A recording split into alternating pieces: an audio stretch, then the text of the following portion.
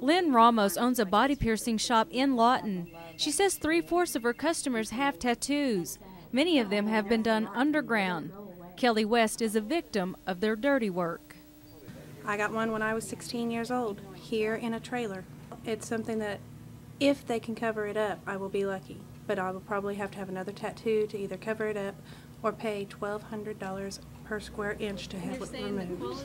Kelly says the work is poor, the image is faint, and now she's stuck with a tattoo she's unhappy with.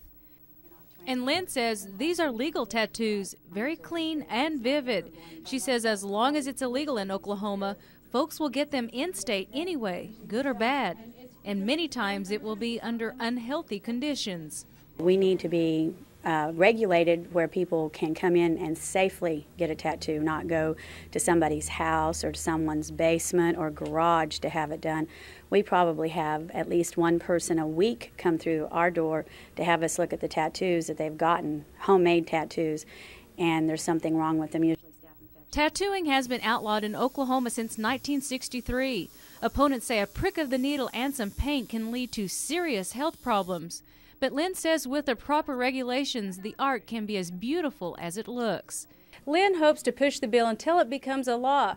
If it becomes legal, she hopes to offer it to her customers here at her body piercing shop on Sheridan Road, which is not far from Fort Sill.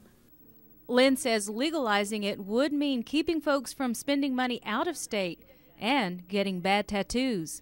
In Lawton, Neely Sudel, 7 News.